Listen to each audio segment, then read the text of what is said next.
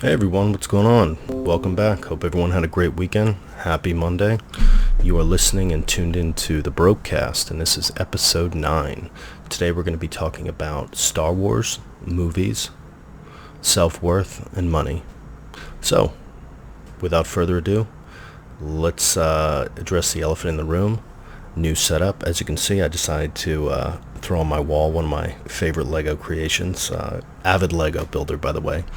I'll tell you a little bit about that in just a second, but that's the Millennium Falcon, if you guys didn't know. Super huge Star Wars fan, and that's something that I've kind of taken with me my entire life and just grown with from a very young age, and have just absolutely loved everything that has been put out Star Wars-wise content.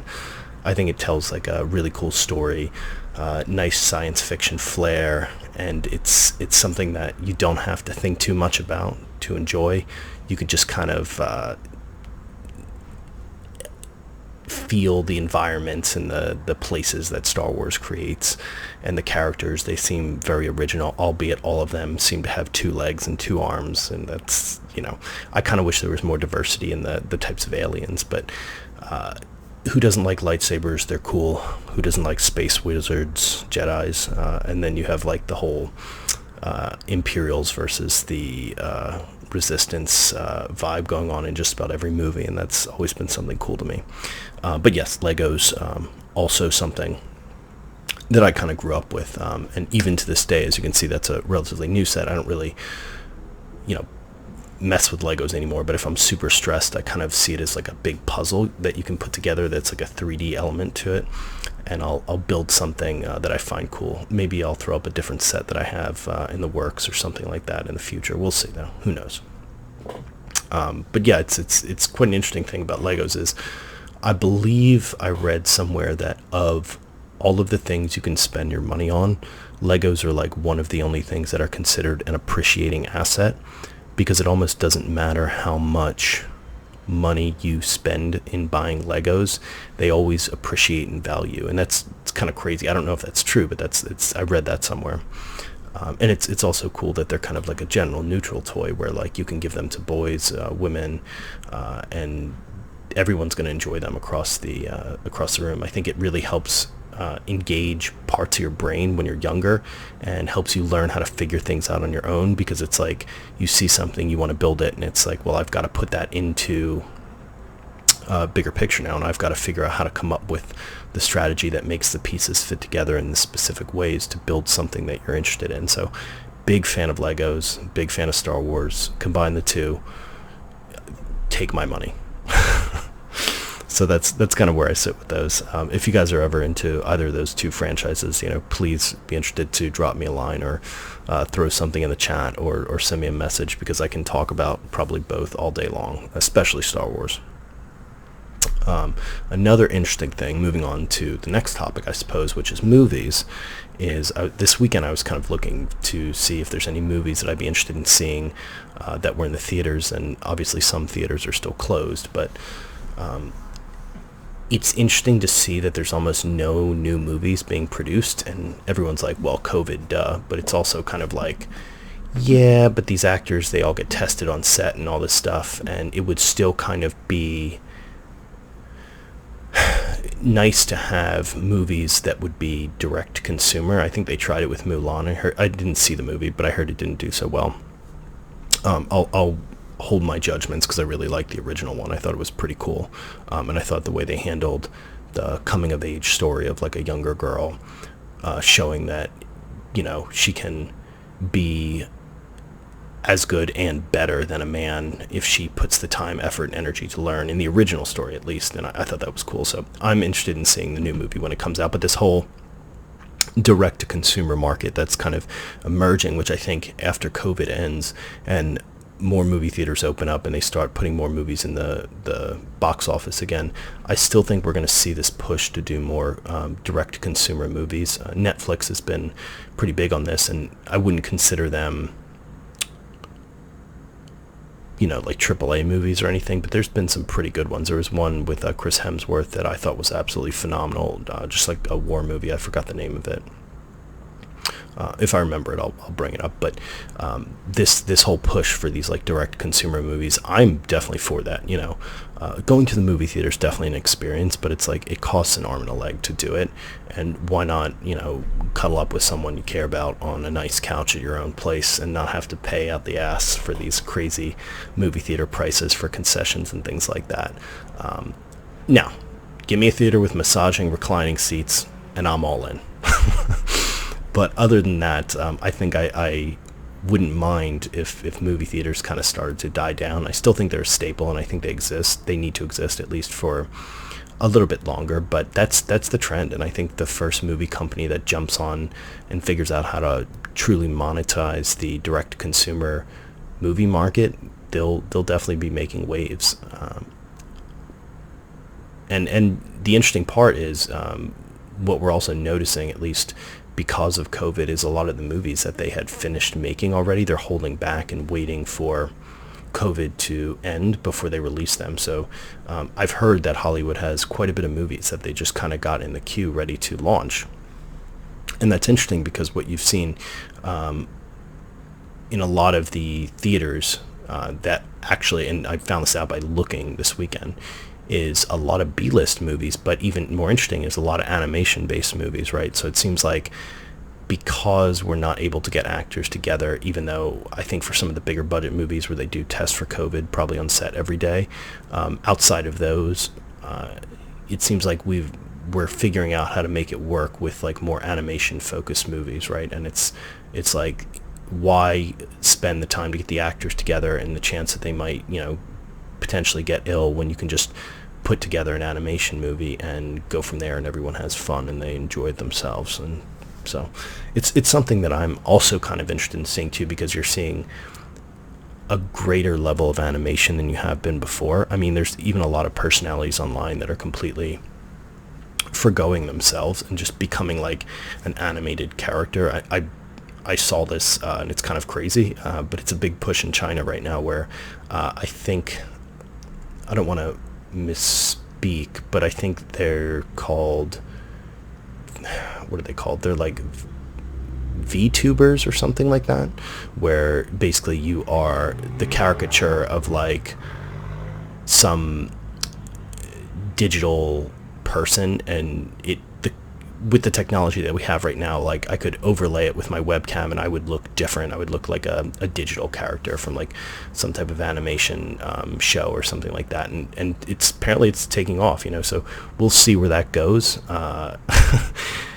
Right now I see China leading a lot of trends, and I think that's because they just have a more open economy right now, only because of COVID. I think that the United States is still pretty closed off. Maybe that'll switch back again once we open up, but we'll see where that whole video VTube or whatever it is trend goes, and see if it continues. Now, into some of the more meaty sections of this broadcast, if you will. Two things I wanted to talk about today, really the primary things, is self-worth and money, okay? So let's start off with self-worth. Now, again, this one is going to be more from the heart, right? I know a few people that, more than a few actually, that seemingly have a low sense of self-worth, and I only find this out when I talk to them. And it's very unfortunate to hear a lot of times. You speak to people and sometimes they aren't as confident in themselves, aren't as confident in their abilities. Sometimes they shut down themselves. They refuse to present good ideas because they're afraid to be criticized. They tend to come off as people that are more meek, right?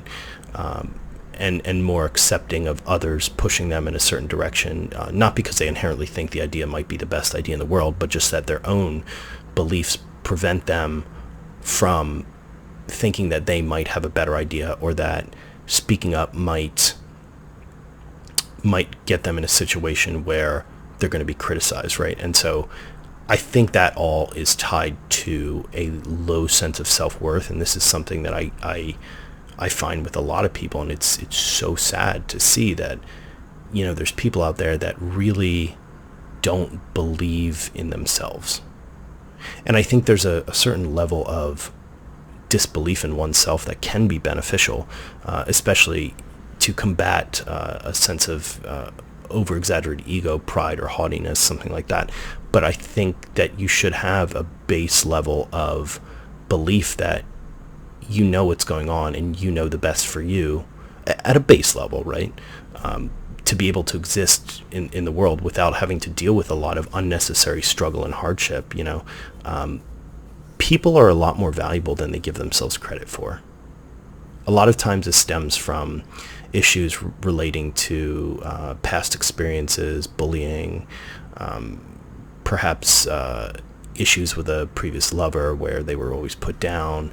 Perhaps it could be issues where just lucked out. Maybe they got taken down for something at work or school or within their friend group that maybe they weren't responsible for, and then they develop this voice in the back of their head where they're always questioning themselves, saying, hey, that's not right, are you sure about that? You've got this wrong before.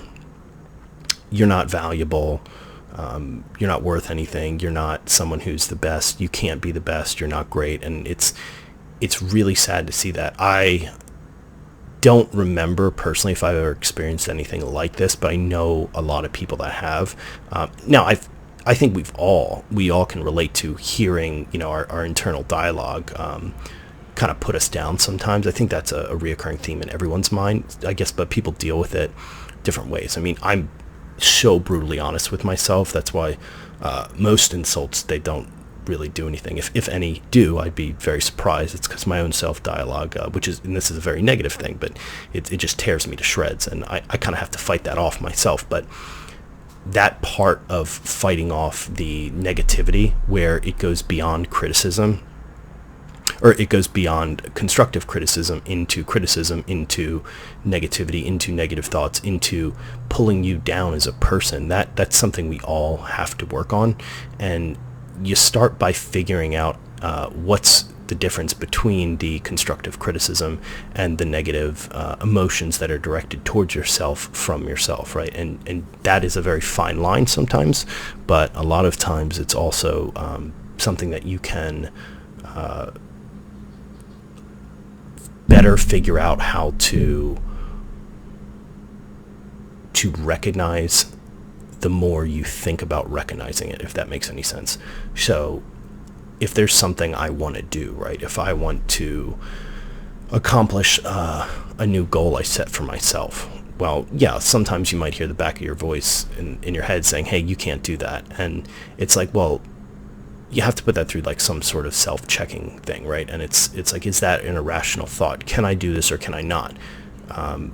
Think about it logically, right? That's how you get around this. You say, okay, well, if I am asking to be the greatest sprinter in the world, obviously that's not going to happen for many different reasons. So maybe that goal is not accomplishable, and maybe that self-criticism was accurate. But if you set a goal that logically seems like you could achieve and do it, like let's say I wanted to become a better sprinter and I want to reduce my quarter mile by a certain specific number, right? And you still get that voice in the back of your head that says, hey, you're not worth it, you're not valuable, you can't do that. You have to fight that off and realize that that's not a logical thought, and therefore it came from a place of repressed emotions likely, or a part of me that is negative that I have to start learning how to deal with, right? This is something that everyone, I really do believe, goes through to some level. And again, it really depends on how you deal with it. So once you figure out how to start splitting those off, and again, I highly recommend using logic, you can then take that another step is, after you use your logic to kind of say, hey, is this a logical goal? Is this a logical idea that's coming up in the back of my head, right? Then you can add to that and say, well, if that doesn't work, then let me be more specific with my recommendation towards myself, my want or my need. If you're someone who, I don't know, wants to get a raise by the end of the year, right? Maybe if you say, I want to double my salary, for a lot of people that may not be possible. not that anything's not possible, but saying things like, maybe I want to increase my salary by 5 to 10%, things that are achievable, right? You have to, and this doesn't just go for goals as well. This goes for kind of everything as well. Like, let's say you want to start a new hobby. Okay, well, ask yourself, is that hobby within the realm of things that I've done? And what I mean by that is, I'll give you an example, something I've never done. I've never played an instrument, okay? But if I said I wanted to learn how to play guitar by the end of the year versus something like learn how to cook a new recipe or learn how to properly use a sous vide, which is a cooking technique, something like that. One of those two things is going to be easier for me to start and accomplish than the other one, even though they're both brand new activities. Okay?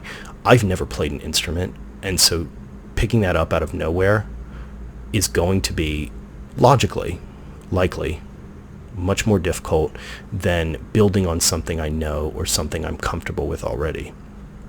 Okay, now I may be completely naturally good and talented at playing a guitar, who knows?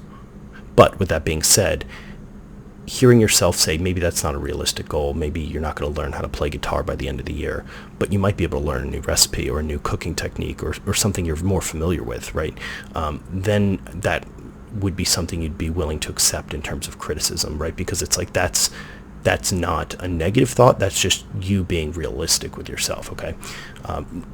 And we've gotten off the topic a little bit towards criticism, but to jump back to it and go back to self-worth, the reason it's important to manage these negative thoughts that you get is because it directly impacts your self-worth and how you see yourself.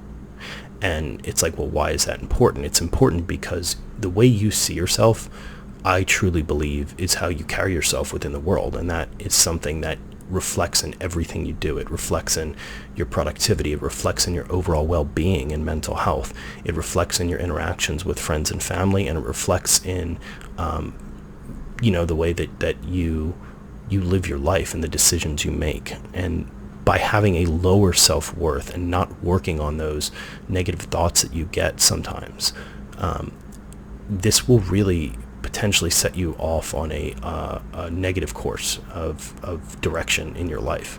And it affects everything, right? Because if you are feeling good about yourself, if you're feeling like you're valued in society by yourself and others, then you're going to respond differently to things. You're going to talk to people differently. You're going to put more effort into things because you're going to be more confident in your abilities and yourself. And that's why it's so important, because it's not just something that is affecting you negatively, making you feel bad. It affects everything in life around you. I have a lot of friends that have a very low value of their own self-worth, some very, very close friends, and it's very sad to see them question themselves when I know they're absolutely brilliant. And sometimes they just need to hear that, so maybe if you're someone who has a better view of themselves or can see this, especially in your friends or others, speak up and give them the confidence that they need. Sometimes all it takes is telling someone, hey, you know what? You're a damn valuable person. You're doing a great job, and I don't think there'll be a better person for this or a better idea to go with than you, or whatever you suggested, and it's like that. You can almost see and feel how it can light someone up and really change the way that they look at themselves and really impact them in a very positive way to make positive changes in their life and to see themselves in a better light. Because if you think about it, like I said, a lot of these stem from unresolved issues or traumatic experiences or things that they've never taken care of that perhaps were put on them by someone else. Now, some people, they evolve these thoughts over time on their own, but being someone as an outside influence that you could maybe impact someone in a positive way by just giving them a compliment or saying like, hey, I think you've done a great job, and I couldn't have done it without your help, especially something like that where it's like you're engaging them saying, hey, look, it's very clear that I did, some of the work here, but wouldn't have been half as good without you. That's going to build someone's confidence. It's going to help them learn how to assess their own self-value better, to once they receive that compliment, they're going to say, wow, I didn't think I was great at this, but maybe I really did make a positive impact, and maybe I should value myself a little bit more. And it's something that I've seen really improve and can improve someone's life in a very, very positive way. So be that person if you get a chance to give someone a compliment, to help bring them up if you can. You always want to pull people up with you. Never be the person that just shoots ahead in life and forgets everyone around them. That is not a good way to go forward through life with blinders on. And you may get far, but when you get to the end of where you're going, you're going to see that it's going to be a very cold and sad place, and it's going to be a place that you're not going to have a lot of people that care about you. And I think internally you're going to have some self-doubt or self-regret, perhaps, of saying, look at all these things I could have done to help others, and I just decided not to. So be the person if you can. If you're someone who's dealing with some of those doubting feelings, negative emotions, a lower value of oneself, recognize it and understand that those thoughts that you're getting, those ideas, that little voice that you hear in the back of the head, that's not reality. That's you being negative to yourself, and it's hurting you detrimentally. It's hurting others around you, and it's just not good. It's something you got to work on. It's unfortunate that sometimes we get different issues stacked like this against us, but we're in this together in society. So we got to do what we got to do to help others and help ourselves. At the end of the day, that's all you have is yourself first, and then anyone closest around you. So that's my little spiel on self-worth. By the way, new mic, so please also let me know how this sounds. Got a nice boom stand for it, and was speaking to a few folks I'm going to be interviewing next week. I'm very excited. I got to get them the questions to my interview, just some of the general ones, and I think you guys are going to like it. But rolling right into my final topic for today, this is a topic that came up pretty recently, and it's on money. Okay, well, that's a pretty big topic, Nick. Yes, it is a big topic, but we're going to talk specifically about how money changes someone as they go further and further in their career. And let's cite two things very quickly, just to put them out there as like fact and things that have been studied at least. But people in psychology have found that generally there's a certain level of money correlated with happiness, and once you reach that level of money, you don't get much happier after that. And I believe the amount of money needed to basically be okay, and what psychology considered decent enough to bring a certain level of happiness, right, was approximately like $75,000, something like that.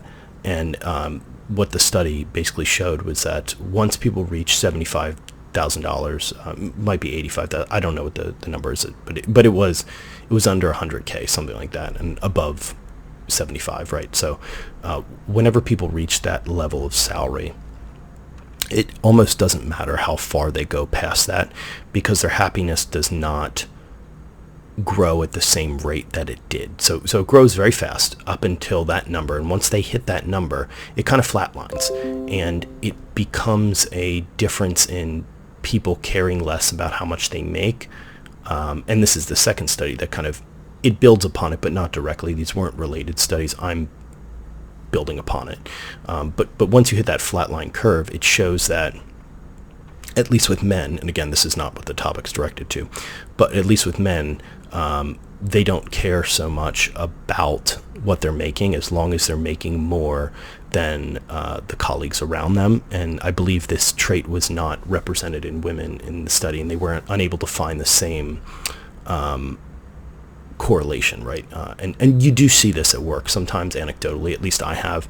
I'm a big proponent of never talk about your salary, know your worth, and go out and get it. But back to what I'm saying, essentially, so to put these together, it sounds like once you reach a certain level in income, it doesn't matter how much you make past that, you're not going to get any happier. So if you are, and this is where the crux of what I'm trying to say is, if you are someone who is all about the money, all about the money, all about the money, pump the brakes for a second. First, realize, and everyone should realize this, like, money's a basic need in this society. And need, I'm going to put quotes around it, but essentially to live within society, you need a form of transaction to exchange goods and services, and we use money, right?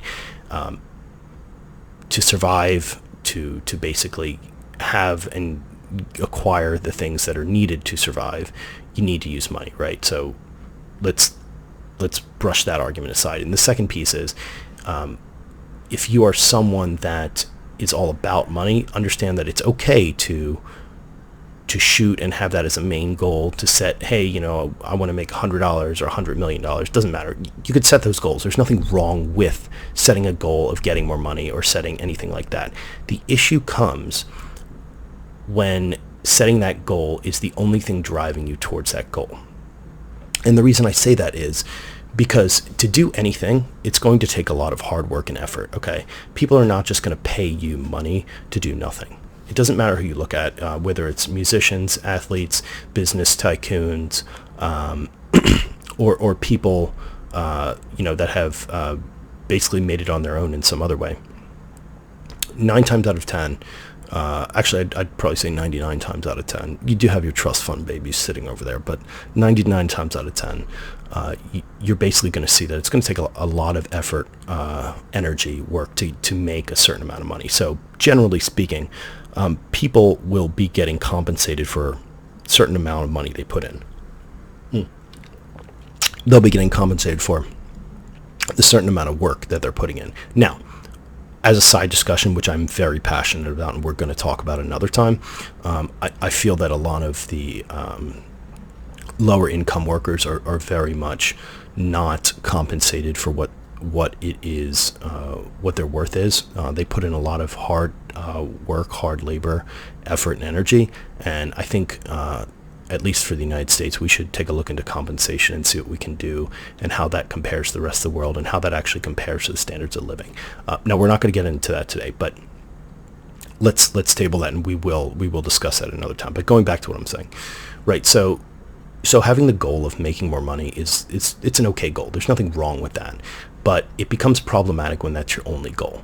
Okay, so these folks that put in all this effort, energy, time, a lot of times are doing it for reasons that are outside of just making money. Perhaps they're not always good reasons. Sometimes they can be negative reasons, and most of the time I think they're good. Maybe it can be, I want to make a better life for myself, my kids. I want to improve some of the things around me. I want to go live in this area. I want to support my girlfriend, my boyfriend, my parents, my children, whatever it is. Maybe I want to buy a new Ferrari. Who knows? It doesn't matter. The point is, the goal is not generally, I want to collect the money. It's, I want to get more money to use it for something else, to improve myself, to improve others, to burn in a pile. It doesn't matter. But when you focus on just the goal of getting money, I think that is a quick way to determine that you need to reassess what goals you have, because I don't think that is something that people can consistently and continually build towards and focus on in the long term. Because I think you're going to hit a point where you essentially get bored of trying to get more money. And the reason for that is there is no upper limit to how much money you can get, theoretically speaking, right? So it is a goal with no defined end. And to continuously chase that is incredibly difficult. The amount of willpower to chase something that is having essentially an infinite outcome to it is almost impossible, I would say. And so that's why I would encourage people, especially if you're younger, don't always focus on the money, especially if you're younger, because money comes and goes in life, right? You can be making twice as much today and maybe half as much or nothing tomorrow, and vice versa. So don't focus on the money. Focus on what your goals are. What is it going to take to get to the next level? What is it going to take to positively affect my life in a way that I would be able to, make some changes that would benefit me or others around me, right? For me, I've always said that I don't care about money. And obviously that could be something selfish. That could be something perhaps ignorant to say, but it's not that I don't care about money when I say that. What I mean by that is I don't care how much I'm making as long as I can get the things that I want. And I've been very lucky and very blessed to be able to do that in my life. And so I would encourage, and at least this has worked for me, right, others to perhaps look at that perspective and adopt pieces of that they see fit, right? Because then it's like, okay, you can still always go for more money, but you understand and you kind of tell yourself that, hey, it's not about the money that's driving me to the topics that I want to go to. It's not about the money that is my goal. Money is almost a pathway to that goal in a sense, right? And I think that if they focus on that too, you can also become more resilient as a person, and you can learn to basically bounce back faster. If you hit a point in your life where, boom, you lose all your money, right? Then it's like, okay, I know how to make money. That's not the issue. What is my goal? Getting back on my feet? Okay, let's do it, and vice versa. I think you'll spend less of it frivolously too if it's something that you care less about getting, in a sense that if you know what you want, you're already building your life towards that in that direction. And especially if you keep bringing it up, like even if it's a frivolous thing, like, hey, I want a Ferrari. Okay, well, if you want a Ferrari, you know how much it costs, you know how much you're going to have to get to go there, and you're going to figure out a way to get that if that's what you want, right? Maybe you don't want a Ferrari. Maybe you want security for your parents. Maybe they need to be taken care of. Maybe you want to, deposit on your kids' 401k. Maybe you want to bring up your own 401k. Who knows? Maybe you're putting a deposit on a house. Maybe you want a little buffer for some medical coverage.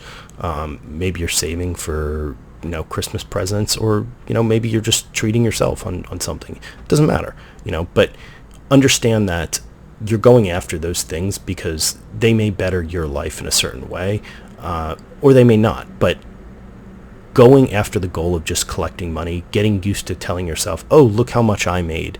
This is so great that I made money, where you basically unintentionally tie it to your happiness. And we already went into that, where it's not going to make you any happier after a certain level. I think it's just a pitfall that we should all watch for, right? So that's my little spiel on money. That's my little spiel on Selfworth, Star Wars, and movies. Again, I like the setup. I'm very excited to start my interviewing next week, and hopefully we'll be upgrading the show a little bit. Let me know how the mic sounds. Let me know your thoughts on today's podcast and YouTube episode. And again, you can find me on now Apple Music, very cool, Amazon, Spotify, Google Casts, and YouTube. Thanks for joining. Thanks for listening in. If you got any topics you'd like, drop them in the comments, and I will catch you guys later. Barokecast out.